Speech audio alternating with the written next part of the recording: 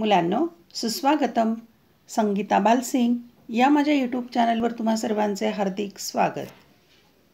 इतिहास इयत्ता 11वी हा विषय आपण अभ्यासाला घेतलेला आहे आणि प्रकरण क्रमांक 11 दक्षिण भारतातील राजसत्ता हे प्रकरण आपण अभ्यासत आहोत. यामध्ये एकूण 3 उपघटक आहेत. पहिला उपघटक आपण अभ्यासलेला आहे, ते व्हिडिओ लेक्चर आणि यापूर्वीची 10 प्रकरणं या चॅनलच्या प्लेलिस्टवर जाऊन तुम्ही पाहू शकता.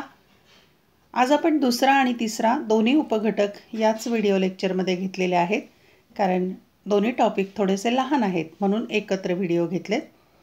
आपण दुसरा टॉपिक अभ्यासणार राज्यव्यवस्था, व्यापार, समाजजीवन आणि 3 साहित्य, कला व स्थापत्य.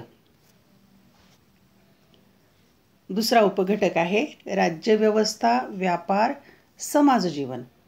दक्षिणेतील राज्यव्यवस्थेत महादंडनायक, राष्ट्रिक, देशाधिकृत, अमात्य, आयुक्त यासारखे अधिकारी होते. आपण दक्षिणेतील राज्यव्यवस्था अभ्यासत आहोत.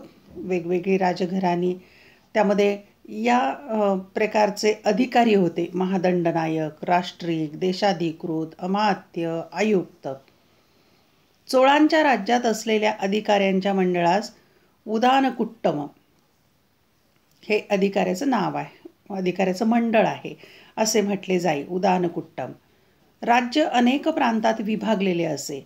त्या प्रांतांना मंडलम म्हणत. मंडलम याचा अर्थ राज्याचे प्रांत. मंडलमचा अधिकारी राजघराण्यातील सदस्य असे आणि मंडलमचा अधिकारी राजघराण्यातील व्यक्तीच असे. त्याच्या हाताखाली विषयपती, देशाधिपती, देशाधिकृत, राष्ट्रिक असे विविध अधिकारी असत. संकल्पना चित्रासाठी हे नावं लक्षात ठेवा. दक्षिणेतील राज्यांचे प्रशासन अत्यंत कार्यक्षम होते. ही विशेष बाब. कार्यक्षम असं प्रशासन. राज्यकारभारातील प्रत्येक हुकमाची नोंद दप्तरी घेऊन त्यावर संबंधित अधिकाऱ्याची सही झाल्याशिवाय त्याची कार्यवाही होत नसे. म्हणजे प्रत्येक हुकूम राबवला जाई. स्वायत्त ग्रामसंस्था हे दक्षिणेतील राज्यपद्धतीचे महत्त्वाचे वैशिष्ट्य. ग्रामसंस्था किंवा गाव, खेडेगाव स्वायत्त असे. गावाचा सर्व कारभार ग्रामसभा पाहत असे. गावाचा कारभार पाहण्यासाठी आजच्या काळात जशी ग्रामपंचायत तशी ग्रामसभा होती. ग्रामसभेच्या प्रमुखाला ग्रामभोजक, ग्रामकूट इत्यादी नावांनी ओळखले जात असते. गावाचा किंवा गावसभेचा प्रमुख ग्रामभोजक, ग्रामकूट असं म्हणत. ग्रामसभेच्या प्रमुखास गावकरीच निवडत असत, तर काही वेळेस राजाकडून त्याची निवड होत असे. ग्रामसभेप्रमाणे जिल्हा, प्रांत यांच्या पातळीवर गाव प्रमुखांची सभा असे. तसेच जमीन महसूल राज्याच्या उत्पन्नाचा प्रमुख स्रोत होता. जमीन महसूल, कर, याशिवाय जकात, व्यवसाय कर, यात्रा कर यासारखे करही राज्यांच्या उत्पन्नाची साधने होती. वेगवेगळे प्रकारचे कर आकारणी केली जाई. चोळ, पांड्य, चेर, वाकाटक, चालुक्य, राष्ट्रकूट, पल्लव, शिलाहार, यादव या राज्यांच्या प्रदेशात विशेष कौशल्यावर आधारित अनेक प्रकारचे व्यवसाय चालत असत. कौशल्यावर आधारित व्यवसाय. हस्तिदंत मलयगिरीच्या जंगलातून मिळवले जाई. हस्तिदंत म्हणजे हत्तीचे दात, जंगलात असणाऱ्या हत्तींच्यापासून ती मिळवली जात मलयगिरीच्या जंगलातून. तसेच चोळ मंडलमचा प्रदेश उत्तम दर्जाच्या वस्त्रांसाठी प्रसिद्ध होता. सुती कापड तसेच रंगीत रेशमी वस्त्रांची निर्मिती या प्रदेशात होत असे. कापड उद्योगाचा विकास झालेला होता. चेरांच्या राज्यात अत्यंत तलम कापड विणले जाई. भारत आणि रोम यांच्यामधील व्यापारात या गोष्टींना विशेष महत्त्व होते. तलम कापड. मार्को पोलोच्या वर्णनात त्याची नोंद आढळते. मार्को पोलो हा प्रवासी, त्याच्या लेखनामध्ये हे वर्णन आढळतं. दक्षिण भारतातील व्यापार व उद्योगात या काळात भरभराट सुरू झाली. शेतीची समृद्धता, वाढते उद्योगधंदे यामुळे पैठण, तगर म्हणजे तेर, नाशिक इत्यादी नगरे उदयास आली. शेती समृद्ध होती आणि उद्योग व्यवसाय व्यापारातही वाढ. त्यामुळे चांगली शहरं निर्माण झालेली आहेत. पैठण, तगर, नाशिक अशी शहरे उदयास आली. आता अधिक माहिती घेऊया दक्षिण भारतातील नाणी, चलनांच्या बाबत आपण माहिती घेऊ. मौर्य राज्याच्या काळात दक्षिण भारतात मौर्यांची नाणी चलनात होती. मौर्यांच्या अस्तानंतर पांड्य राजांनी स्वतःची आहत नाणी पाडली होती. मौर्यानंतर पांड्य घराणं आलेलं आहे. पांड्य घराण्याने स्वतःची नाणी तयार केली. सूर्य, घोडा, स्तूप, वृक्ष, मासा यासारख्या आकृती कोरलेल्या असत आणि त्या चलनावर नाण्यावर अशा आकृती असत. चेरांच्या नाण्यावर एका बाजूला धनुष्यबाणाची आकृती, दुसऱ्या बाजूला हत्तीची आकृती कोरलेली असते. म्हणजे एका बाजूला धनुष्यबाण आणि दुसऱ्या बाजूला हत्तीची आकृती असं नाणं तयार करत. चोळांच्या नाण्यावर त्यांचे व्याघ्र हे राजचिन्ह पाहायला मिळते. वाघाचं चित्र पाहायला मिळतं चोळांच्या नाण्यावर. राजचिन्ह होतं ते वाघाचं. चोळांची नाणी सोन्याची व चांदीची असून त्यावर देवनागरी लिपीतील मजकूर कोरलेला असे. देवनागरी लिपी आणि असा मजकूर असे सोन्या चांदीच्या नाण्यावर. चोळ घराण्यातील राजराजा या राजाची सुवर्ण, चांदी, तांबे अशा तिन्ही धातूंची नाणी मिळाली असून त्यावर राजराजाची प्रतिमा व व्याघ्र या आकृती कोरलेल्या दिसून येते. त्याचा पुरावा पण मिळालेला आहे की राजराजा या राजाची प्रतिमा आणि वाघाची पण आकृती कोरलेली अशी नाणी मिळाली सोन्या, चांदी आणि तांब्याची. रोमशी होणाऱ्या व्यापारामुळे अनेक रोमन नाणी देखील या प्रदेशात सापडतात आणि रोमशी पण व्यापार होता याचा पुरावाही सापडला, कारण रोमन नाणी तिथे सापडली. या नाण्यांवर भारतीय राजांचे शिक्के उमटवून ते पुन्हा चलनात आणल्याचे दिसून येते. म्हणजे रोमन नाण्यांवर भारतीयांनी पुन्हा राजांचे शिक्के उमटवले आणि ते नाणी चलनात आणलेली दिसून येतात. ग्रामीण क्षेत्रात निर्माण होणारी उत्पादने नगरात विक्रीसाठी आणली जात आणि खेडेगावात जे उत्पादन निर्माण होई ते शहरात विकायला आणत. ही उत्पादने जेथे विकली जात तो बाजारपेठेचा भाग नगराच्या मध्यभागी असे. नगराच्या मध्यभागी बाजारपेठ असे. दक्षिण भारतातील व्यापारी श्रेणी व्यापार आणि समाज व्यवस्थेमध्ये महत्त्वाची भूमिका बजावत. म्हणजे व्यापार आणि व्यापारी श्रेणी खूप महत्त्वाची भूमिका आहे समाजाच्या व्यवस्थेमध्ये. आता शेवटचा उपघटक पाहू, तिसरा, साहित्य, कला आणि स्थापत्य. की या राजघराण्यांच्या काळात, राजसत्तांच्या काळात साहित्य, कला आणि स्थापत्याची विस्तृत माहिती आपण घेऊया. दक्षिणेकडील राज्यांमध्ये प्राचीन काळापासूनच काव्य आणि व्याकरणाच्या ग्रंथांची निर्मितीची परंपरा होती.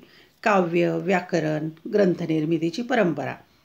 तमिळ संस्कृतीत संगम साहित्याचा कालखंड हा सर्वात प्राचीन साहित्याचा कालखंड मानला जातो. संगम साहित्य लक्षात ठेवा तमिळ संस्कृतीत. हे साहित्य दक्षिण भारताच्या राजकीय इतिहासाचे प्रमुख साधन आहे. म्हणजे दक्षिण भारताचा जो इतिहास आहे तो यामधून मिळतो, संगम साहित्यातून माहीत होतो. एकूण 3 संगम होऊन गेले असे मानले जातात.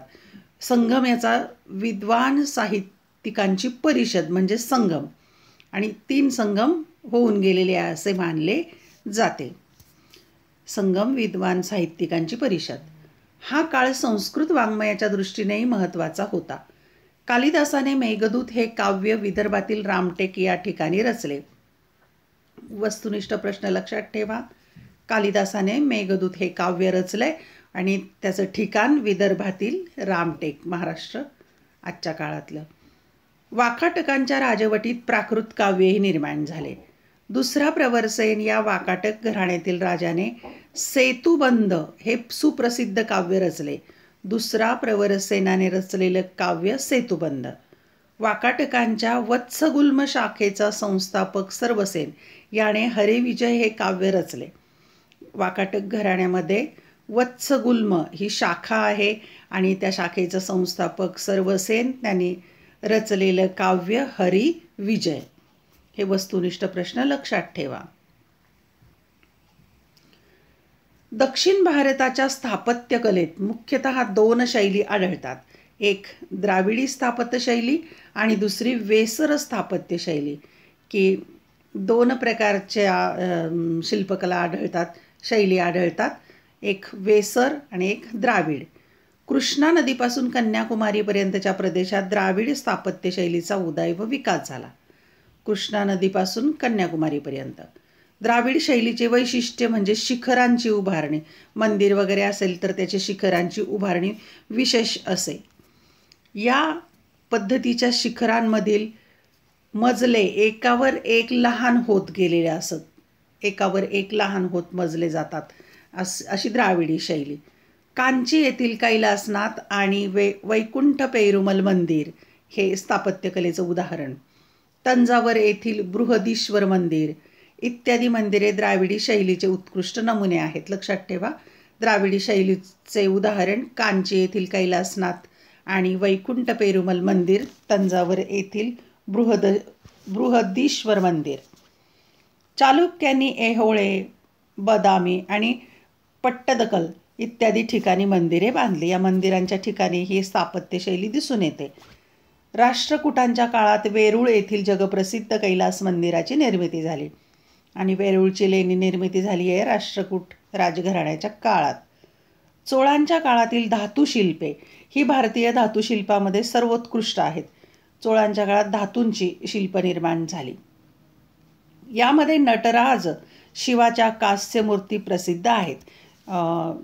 शिवाची मूर्ती प्रसिद्ध आहे, कांस्यमूर्ती धातूच्या मूर्ती आहेत या नटराजाची. पहा, हे चित्र आहे नटराजाची कांस्यमूर्ती, अशी ही अजूनही वापरली जाते कांस्यमूर्ती नटराजाची. वाकाटकांच्या काळात दक्षिणेतील शिल्पकला व चित्रकला यांनी उत्कर्ष बिंदू गाठलेला दिसतो. शिल्पकला पण आणि चित्रकला पण. अजिंठा लेण्यातील क्रमांक 1, 2, 16, 17 आणि 19 ही लेणी या काळात निर्माण झाली. वाकाटकांच्या काळात 1, 2, 16, 17 आणि 19 या लेण्यांच्या शिल्पकारांना शरीर रचनेचे व निसर्गातील बारकाव्यांचे उत्तम ज्ञान होते असे दिसते. ते लेणी पाहिल्यानंतर हे आपल्याला जाणवतं. आतापर्यंत आपण भारताच्या सांस्कृतिक व राजकीय इतिहासाचा थोडक्यात आढावा घेतला. भारतीयांचे बाहेरील देशांशी प्राचीन काळापासून सांस्कृतिक संबंध प्रस्थापित झालेले होते. पुढील 2 पाठांमध्ये आपण भारत आणि भारताबाहेरील देश यांच्यातील सांस्कृतिक संबंधाचा इतिहास समजून घेणार आहोत. आता पुढच्या पाठामध्ये आपण भारत आणि भारताबाहेरच्या देशाशी सांस्कृतिक संबंध अभ्यासणार आहोत. धन्यवाद. व्हिडिओ लेक्चर आवडल्यास चॅनल सबस्क्राईब करा, बेल आयकॉन प्रेस करा, म्हणजे मी नवीन व्हिडिओ पोस्ट केला की त्याचं नोटिफिकेशन तुम्हाला मिळेल. अभ्यासासाठी शुभेच्छा.